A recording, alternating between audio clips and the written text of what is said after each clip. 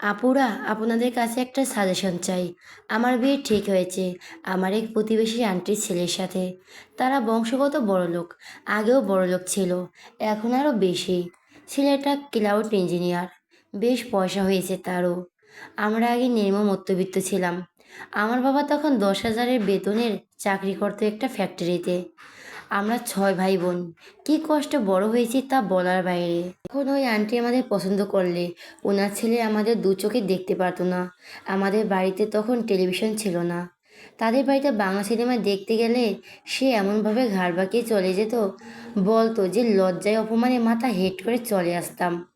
তখন ছোট ছিলাম, তাই অত আত্মসম্মান বোধ ছিল না।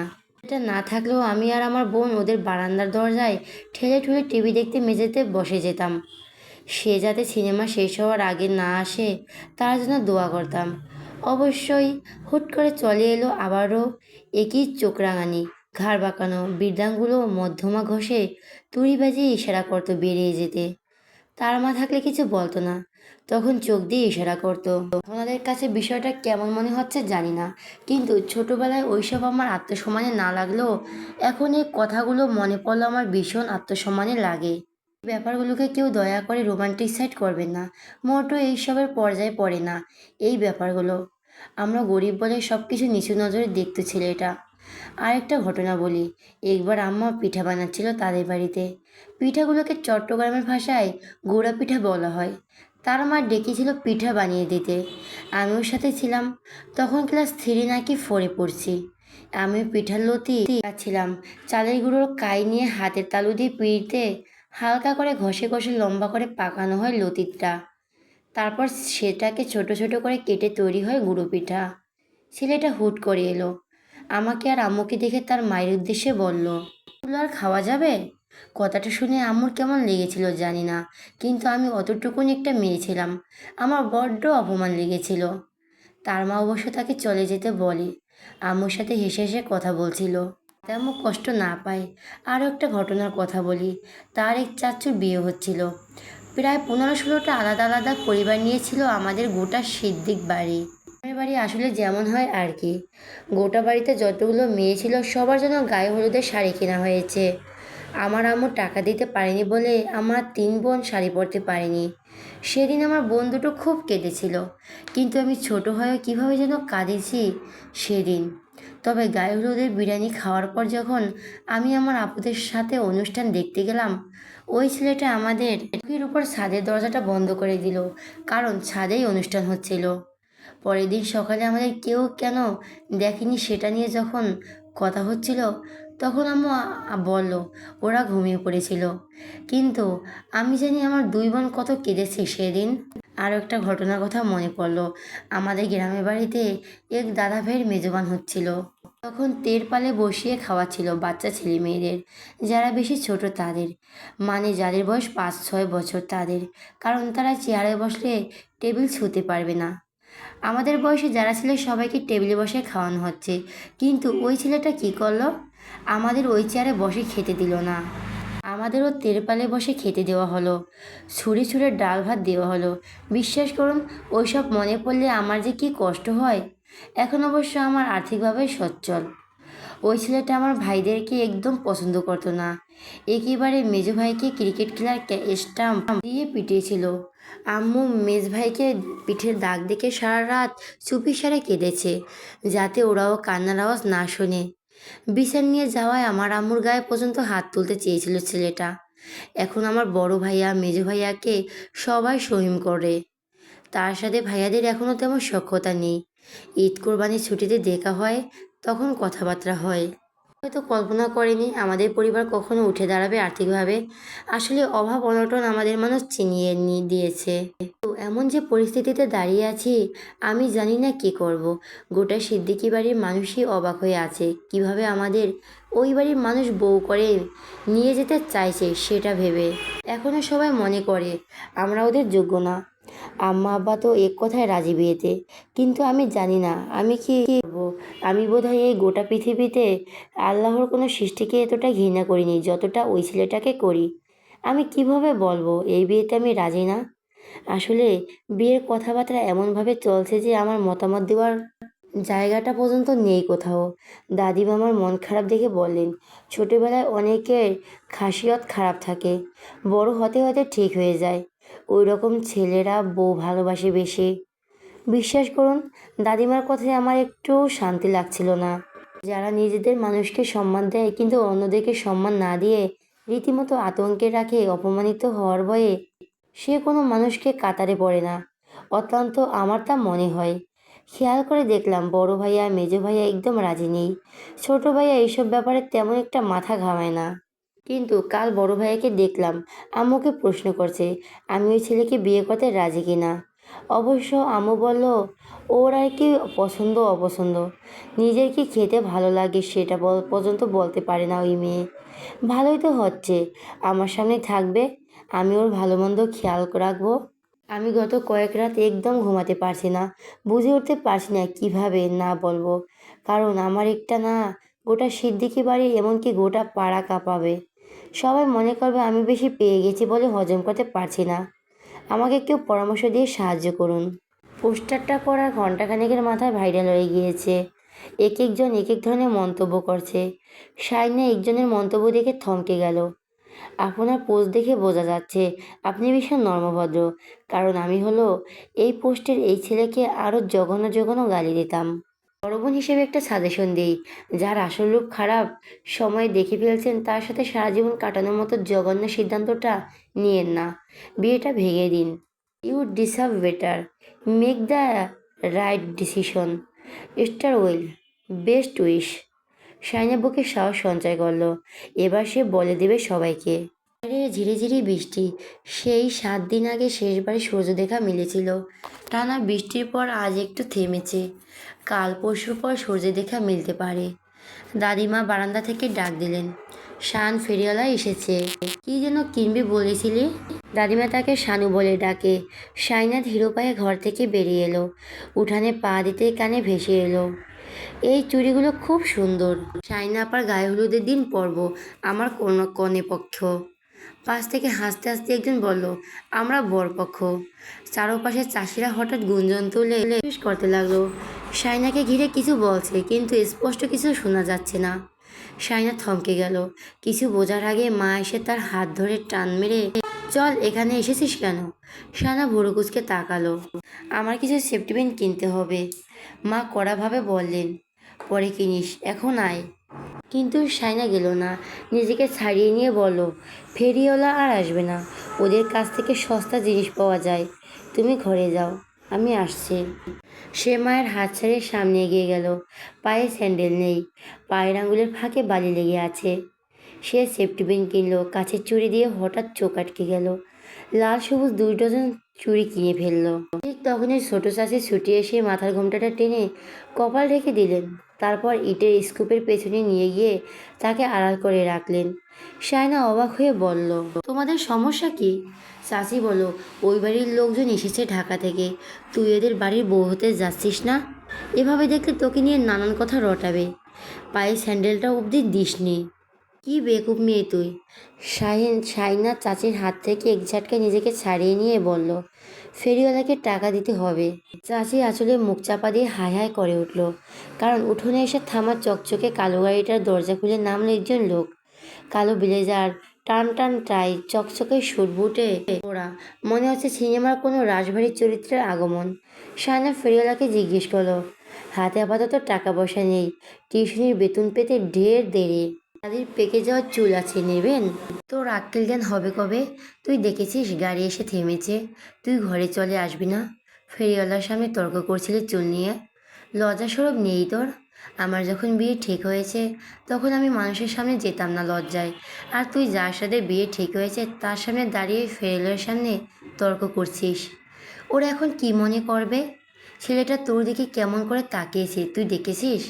মনে মনে হয়তো ভাবছিল কোন ফকিন্নিকে বিয়ে করতে যাচ্ছি, আল্লাহই জানে।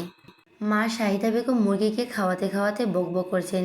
দাদিমা মায়ের কথা শুনে হেসে বলেন, তোমার মেয়ে এমনি এমনি দাঁড়িয়ে থাকিনি, তারে দেখার জন্য দাঁড়িয়েছিল।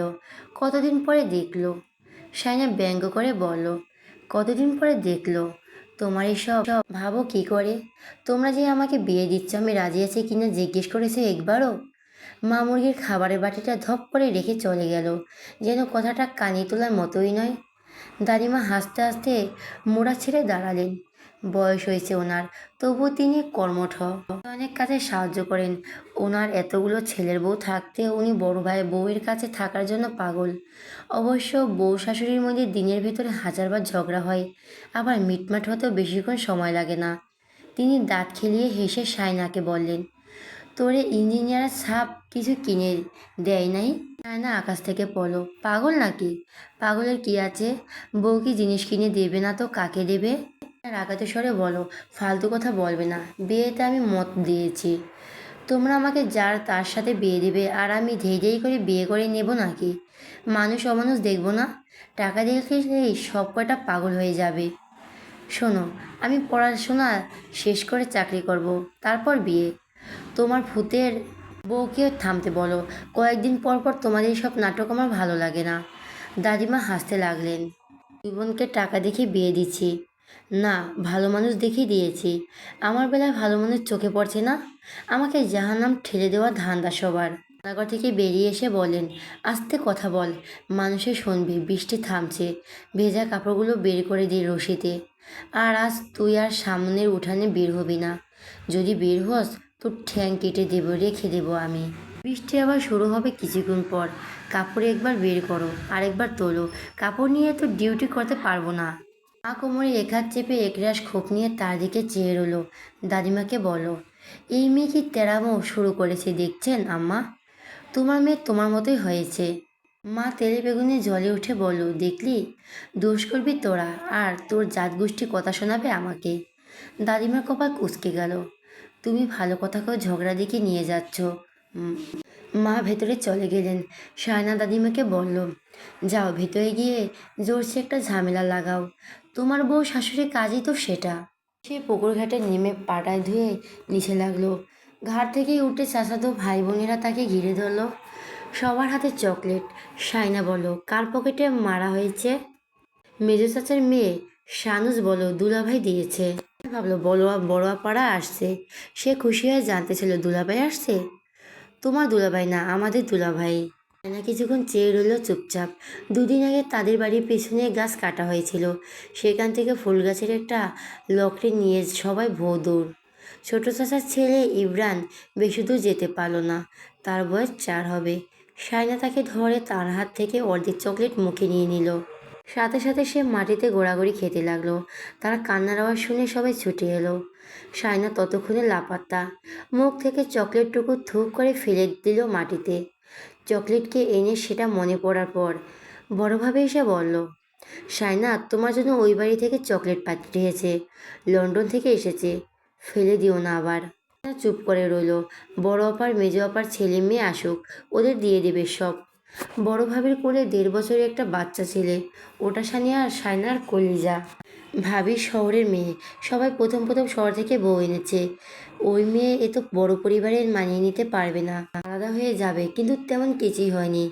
মা ভাইয়াকে আলাদা থাকতে বললেও ভাবি রাজি হয়নি। অবশ্য মেজো ভাইয়া বিয়ে করলে মা আলাদা করেই দেবে। বাড়িটা ওভাবেই তুলেছে বাবা, যাতে 3 বউ একসাথে না থাকতে চাইলে আলাদা রান্নাবান্না করে খেতে পারে। বিকেলে বড় আপা আর মেজো আপা এলো। সায়না 6 ভাই বোন, সবার ছোট। তার 3 ভাই বড়। তারপর বড় আপার মেজো আপা যমজ। বড় আপার জন্মের আধ ঘন্টার মাথায় জন্ম নিয়েছিলেন মেজো আপা। তাদের 2 বড় পর সায়নার জন্ম। বছর হবে এখন 21 চলছে। আপাদের 18-19 বছর বয়সে বিয়ে হয়ে গেছে। সায়নাকে মা বিয়ে দিয়ে দিত, কিন্তু ভাইয়ারা রাজি ছিল না। মেজো ভাইয়া বলো, ও সবার ছোট, পড়াশোনা করতে চাইলে করুক, পাত্র পেলে পরে বিয়ে দিয়ে দেবে। যদিও সায়নার ইচ্ছে ছিল সে পড়াশোনা শেষ করে কিছু একটা করবে, কিন্তু মায়ের বিশ্বাস ভাইয়া বিয়ে করে নেবে। তাদের সংসার হয়ে গেলে বোনেদের আর দেখার সময় নেই। তাই তিনি চান ছোট 2 ছেলে বিয়ে করার আগেই মেয়ে বিয়ে দিয়ে ঝামেলামুক্ত হতে। বড় আপা আর মেজো আপা এলে সায়নার খুব আনন্দ হয়, কিন্তু এবার হচ্ছে না। সবাই এসেছে তার বিয়ের কথাবার্তা বলতে। তাদের কথা শুনে সায়নার মন আরও খারাপ হয়ে গেল। বড় দুলাভাই একদম মাটির মানুষ। আম্মা যা দেবে তাই খাবে। লবণ মরিচ দিয়ে পাটিতে বসে খেতে দিলেও কোনো অভিযোগ করবে না। খুব শান্ত গোছের ভদ্রলোক। পেশায় একজন ব্যবসায়ী। আপার শ্বশুরের গাড়ি গ্যারেজ আর কাপড়ের দোকান ছিল। দুলাভাই এখন সেই সব সামলায়। আর্থিকভাবে বেশ সচ্ছল, আপাকে সুখী রেখেছে। মেজো আপার স্বামীও ভালো, একজন ব্যাংকার। ওনার মতো এত মিশুক হাসি খুশি মানুষ আর দুটো হয় না। অবশ্য আপার দুলাভাইয়ের বিয়েটা যখন হয়েছে তখন দুলাভাই একটা শু ফ্যাক্টরিতে চাকরি করত। ওদের প্রেমের সম্পর্ক ছিল। আব্বা প্রেম টেম বোঝেন না। ছেলের মা বাবাকে ডেকে এনে আপাকে তুলে দিয়েছেন কিছু লোকজন খাইয়ে। সংসারটা আব্বাই গুছিয়ে দিয়েছেন একটু একটু করে। এখন দুলাভাই যথেষ্ট ভালো পদের চাকরি করে, মাইনেটা বেশ ভালোই পায়, আবার বিলাসিতা করতেই পারে। সবাই মিলে রান্নাঘরে বসে কথাবার্তা বলছিল। রান্নাঘরটা বড়সড় আছে বেশ। সবার মোড়া পেড়া চেয়ার মাদুর যা পেরেছে সব নিয়ে বসে গল্প জুড়ে দিয়েছে। শাইনা দরজার পাশে দাঁড়িয়ে চুপচাপ সবার কথা শুনতে লাগলো। শাইনার অবাক লাগলো, এই ভেবে আপারা ভুলে গেছে ওই বাড়ির ছেলে তাদের কত হেই করে বেড়াতো, তাদের কত ছোট করতো, কত অপমান করতো। আজ তাদের সব হয়েছে, কিন্তু ওই ছেলে তাদের ভিখারির মতো দূরছাই করতো। এমনকি তাদের দেখলেই গলা পরিষ্কার করে থুথু ফেলতে শব্দ করে। শাইনার গলার কাছে কান্না দলা পাকিয়ে রইল। ভাবি তাকে দেখা মাত্রই বলো, ভেতরে আসো। দুলাভাই বলো, কি রে শানু, ভেতরে আয়। তুই যে একটা সালাম দিলি, কোথায় পালিয়ে গেলি? তোর জন্য সন্দেশ এনেছি, আয়। মেজো আপা বলো, আয় বস এখানে। বলো, আমার গোসলের সময় হয়ে গেছে। বড় আপা বলো, বিয়ের কথাবার্তা হচ্ছে শুনে তুই তো দেখছি অনেক শুকিয়ে গিয়েছিস। মা তার দিকে তাকালো, আবার চোখ সরিয়ে নিল। শাইনার বড় দুঃখ হলো, তার চোখ মুখ দেখে কেউ কিছু বুঝতে পারে না তার কতটা কষ্ট হচ্ছে। দরকার পড়লে একটা রিক্সা চালকের সাথে তার বিয়ে দিক, দিনে একদিনে খাবে, তবু ওই ছেলেটাকে নয়। ওই ছেলেকে সে কত ঘৃণা করে, কাউকে বলে বোঝাতে পারবে না। এত ঘৃণা নিয়ে সে কীভাবে সুখী হওয়ার ভান করবে? তো বাজার থেকে থলে ভর্তি বাজার করতে পারলে আব্বুর আনন্দের শেষ নাই। মেয়েরা আসবে শুনে বাজার করতে গিয়েছিল 10টা নাগাদ। আপা দুলাভাইরে এসে আব্বুকে সালাম করলো। আব্বু মেয়ে আর মেয়ের জামাইকে রেখে খুশিতে কথা হারিয়ে ফেলেছে। পেয়ে আব্বু গল্প গুজবে মজে গেল। দাদিমা হঠাৎ করে বলল, ওই দেখ বড় দুটোকে নিয়ে গল্পে মজা আছিস দেখে ছোটটা গাল ফুলিয়ে দাঁড়িয়ে আছে। আফসার সাহেব সাইনার দিকে তাকিয়ে এলো, সাথে সাথে সে দ্রুত সেখানে চলে গেল। আব্বু সশব্দে হাসলেন, এটা বলে, মেয়েটা এত রাগ না। ঘরে এসে চুপচাপ বসে রইল। বড় আপা এলো কিছুক্ষণ পর, তারও কোলে একটা দুধের বাচ্চা, আপার দ্বিতীয় সন্তান। সাইনা বড় আপাকে দেখে চোখ দুটো দিয়ে চেপে মুখে নিয়ে বিছানায় শোয়ার ব্যবস্থা করে দিল। আপা বাচ্চা নিয়ে বিছানায় শুয়ে পড়ল। বাবু বুকের দুধ খাচ্ছে। শায়না ফ্যানটা ছেড়ে দিল। আপা তার দিকে তাকিয়ে আছে। শায়না আলনা থেকে কাপড় চাপড় নিয়ে বাথরুমে ঢুকতে যাবে, ঠিক তখনই আপা বলল, তুই নাকি গাইগুই করছিস বিয়ে নিয়ে? শায়না ঘাড় ঘুরিয়ে তাকালো। বড় বোনের প্রশ্নে হয়তো একটু প্রশ্রয় পেয়েছে, বলতে লাগলো, এই শুনে আগুনে ফেলে দিচ্ছ তোমরা আমাকে। তোমরা রাজি না হলে কথাবার্তা এত দূর এগাতো না। বড় আপা একটা চাপা দীর্ঘশ্বাস ফেলে বলল, আম্মা তোকে চেয়ে বসেছে, আম্মা না করবে কিভাবে? বড় আম্মা কি সারা জীবন বেঁচে থাকবে? আমি সংসার বড় আম্মার সাথে করব? তোমরা জানো না ওই লোকটার খসিয়ত কেমন? মানুষকে 2 পয়সা মূল্য দেয় না, নিজেকে একটা কিছু মনে করে। ছোটবেলায় আমাদের সাথে কত কী করেছে সবাই ভুলে গিয়েছো? বড় ভাইয়ের গায়ে হাত তুলতে চেয়েছে, মেজো ভাইয়াকে মেরেছে। মসজিদ থেকে ফেরার সময় সেজো ভাইকে ধাক্কা মেরে রাস্তা ফেলে দিয়েছিল। চাচুর দিকে তেড়ে এসেছিল লাকড়ি নিয়ে। আমরা কেন, তার বাড়ির মানুষই তো। তাকে দেখে আতঙ্কিত হয়ে যাই। বড় আম্মার সাথেও তো ওই ছেলের ভালো কোনো কথাবার্তা বলে না। মা ছেলের সম্পর্ক ওরকম হয়। সেই ছেলের সাথে তোমরা আমার বিয়ে দিবে, কিভাবে ঠিক করলে? বলতে বলতে সায়নার গলার আওয়াজ বড় হয়ে গেল। তার গলার আওয়াজ শুনে মেজো আপা এসে গেছে ঘরে। মেজো আপার পেছনে আম্মা এসে দাঁড়িয়েছে। এক হাত কোমরে রেখে বলল, কপাল কুঁচকে তার কথা শুনে যাচ্ছিল। কথা বলা শেষ হতে শাইনা আমাকে দেখলো, বলল, ওই দেখো কেমন করে তাকাচ্ছে। আমি কিছু বলতেই পারি না, ওভাবে তাকাবে তারপর আমাকে চুপ করিয়ে দিবে। ছোট তাই সবাই যা বলবে তাই সঠিক, শুধু আমি ভুল। মা মেজো আপাকে ডিঙিয়ে এসে হিসিয়ে বলল, ওই প্রস্তাব আমি দিছি, তোর বাপ দিছে। ওরা দিছে প্রস্তাব, তোর বড় আম্মা আর বড় আব্বা দিছে। আমি মানুষগুলোর মুখের উপর না বলবো কেমনে? তোর সাহস থাকলে তুই গিয়ে বলে আয়। মেজো আপা বলল, আম্মা শান্তভাবে কথা বলো, তোমার ছোট মেয়ে না? ও ভয় পাচ্ছে, এটা স্বাভাবিক। ওর কথা তো ভুল নেই। শানু, কাঁদিস না, আমরা কথাবার্তা বলতেই এসেছি। শাইনাজ হাড়ি মেরে বলল, বিয়ে ভাঙার জন্য তো আসুনি, পাকাপোক্তভাবে কথা বলার জন্য আসছো বা সবাই। কে আসতে বলেছে তোমাদের? আমাকে নিয়ে তোমাদের তো মাথা ঘামাতে কে বলেছে? দিনে এনে দিনে খাই এরকম কারোর সাথে বিয়ে দিয়ে দাও দরকার পড়লে। তবুও আমি ওই ছেলেটাকে বিয়ে করব না। দরকার পড়লে বিয়ে না করে বুড়ি হব, তবুও করব না। বোঝা হয়ে গেলে বের করে দাও বাড়ি থেকে। গার্মেন্টসের চাকরি করে খাবো।